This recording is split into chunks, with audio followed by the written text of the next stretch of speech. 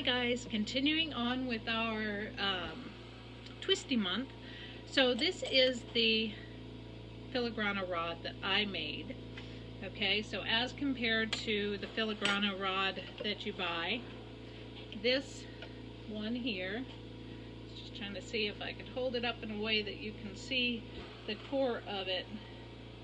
You can see the core of the white there is covered by a decent amount of clear. So if I wanted to make exactly that core thickness of the white, I would have needed to add a couple more layers of the clear around my white core. So you can kind of see my white core a little bit better there. This is the one that I made, and that I just showed you in the video. So I'm going to go ahead and use that one. So that's this one here. And it's fairly even. If the ends are a little bit longer, sometimes I'll nip them off just so that they are in the Latticino that I'm going to do. I want it to be close to even all the way through. So that rod is pretty even. So I'm going to use my regular 2 punties. So these are Pandora sized. In case you didn't watch the other videos, these are Pandora sized stainless steel mandrels. I'm going to use my clear, and then I'm going to use my homemade filigrana rod. If you have store-bought ones, of course, feel free to use those. It's all in what you have available and the money you want to spend to get them. So there are hundreds of different patterns for the Latticino that you can do. I'm going to do just a fairly easy one. I'm going to heat up my mandrel, and I'm going to give myself a core of clear. So that means I'm going to heat up the end of my clear, and I'm going to just stick I don't want it to be quite that long, 1-inch piece of my clear onto the end of my punty. That gives me the core that I'm going to use to put my Latticino on.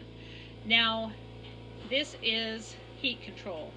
That's all this is to make it so that this clear core that I put on here doesn't either pop off of the end of my punty or get so hot it just melts and becomes a limp little piece. So I'm heating up both of these edges so that they're hot enough to adhere to one another. And I just laid that homemade filigrano rod on top of it, of my clear.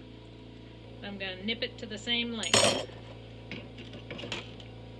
And I'm going to give it some insurance heat.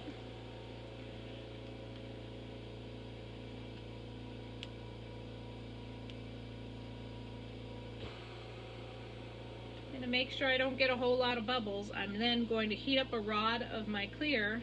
I'm just going to give it a swipe where that clear and my filigrano rod meet. So I'm superheating my clear that I'm adding, and I'm keeping my little guy cool on the bottom. So there's my one rod of the filigrana, and there is my swipe of clear on that side of it and a swipe of clear on this side of it. Now, depending on how many pieces, how intricate I want my filigrana to be, would be how many pieces of this I'm going to lay on this clear core. So I'm thinking 4 is what I want to do. So I'm going to go ahead and cool this core down because it's way too hot and it's moving. I don't want it to move. I just want it to be hot enough to stay on there. And then I'm going to start heating up my filigrana rod and my core where I want to put it, and then lay it down on it with the flame just kind of chasing it so that it'll stick. Alright, so now I have one on the top and one on the bottom, and then nip it off, and with my clear,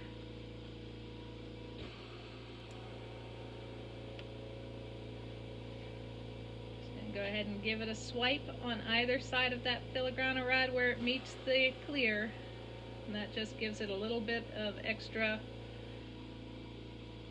precaution so that I don't get bubbles in there. You really don't want a line of a bubble where those two meet. Okay, so I've got a filigrana on top, a filigrana on the bottom. I'm going to do the two sides next. So I'm going to heat up where I want that clear, and I'm going to heat up my filigrana rod, and I can do it both at the same time here. I don't want either to get so hot that they get limp, but I want them hot enough so that they'll marry when I put them down on each other. Alright. And I'm going to tip it off.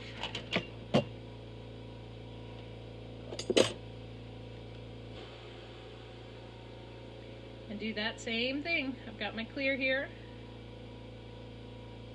Got my clear is nice and hot.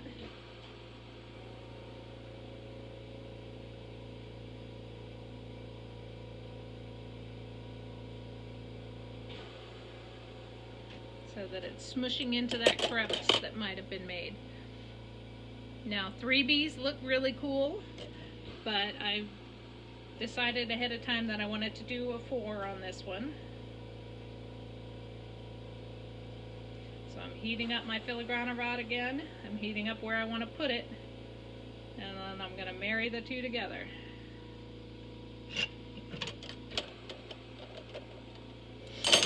There we go. Get that out of the way. I've got to find that one again, where I just stuck the one down, and superheat my clear and cram it down in there.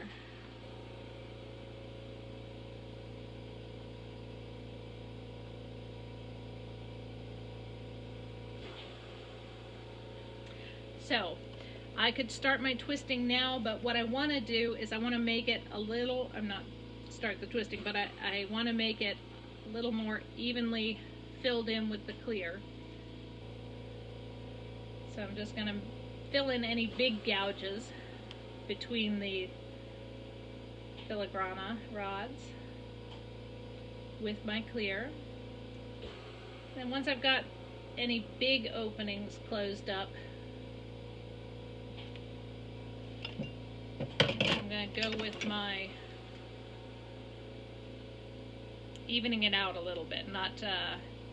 I'm heating one area. I'm going to lay it on my marver. Go to the next area, heat it up, and lay it on your marver. You're not trying to squish it down. I don't want to distort my filigrana rods. I just want to even out this a little bit so that when I add a little bit more of the clear, I don't get big bubbles in there.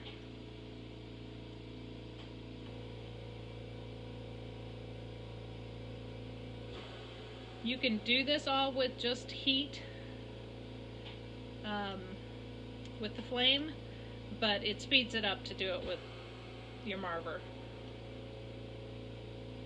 Okay, now I don't want this to get out of control, so like I say, I'm just heating up one area, and if it's too hot, then I take it out of the flame and I let it sit for a second. So you can see my cylinder now looks nice and smooth, and I'm just going to put one more layer of clear all the way around.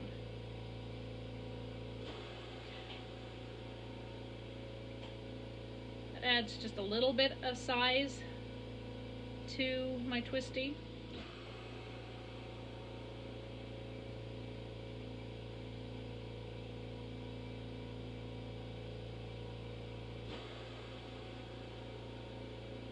And since I have nice fat white stripes from my homemade filigrana rod,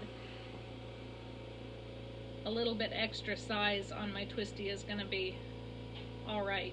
If you have a particularly small filigrana rod, like your core of white is not very thick, you wouldn't want to add any more clear, because then when you twist it down, you're not going to see them very well in there, the lines.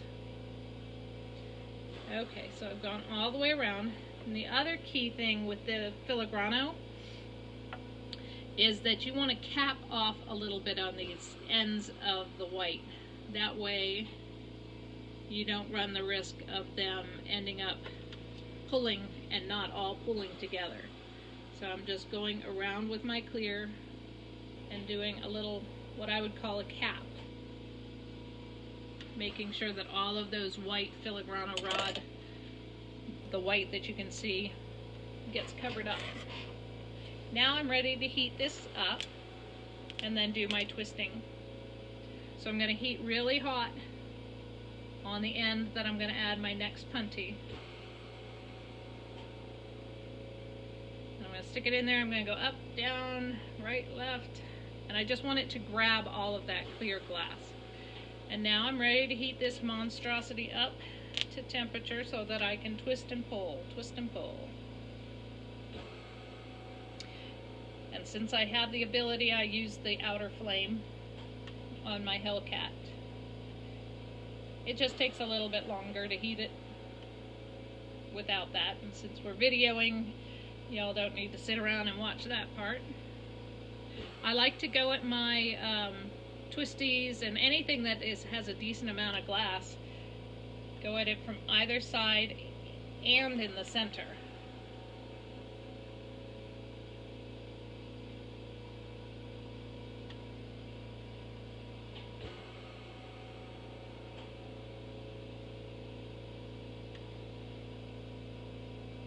And when it starts moving around a bit, you want to take it out and look at it. Okay, you're going to do the accordion. Does it push in evenly? Does it pull out evenly? If the answer is yes, then you're ready to do your twisting. If it's out of control at that point, you want to let it cool down and then start your twisting.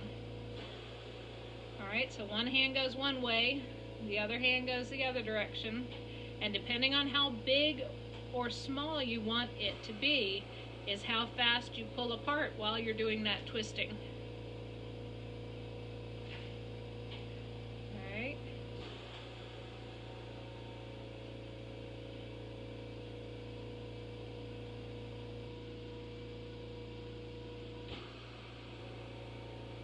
So, like I say, one hand was going one direction, the other hand was going the other direction. Oops, I bonked it. And that's what I came out with, and I'll show you in a picture on the beginner lampwork page what this one looks like. But with the more lines you have, the more detail you get in that Latticino. So that's why you would choose to do 4 swipes of the filigrana rod as opposed to 2 or 3. And there are different ways to do it. That one was with a core of the clear. You don't have to do a core of the clear. You can just add 3 or 4 bits of your filigrana rod and do your pull out that way. This just gives you a little bit more bang for your buck. You know, you end up with more of it. And it looks a little bit different too. So, like I say, there are 100 different ways that you can add those lines. So we've done now a ribbon cane and now a Latticino cane, and next we're going to do a complex one with both the filigrana rod and a ribbon. So here we go.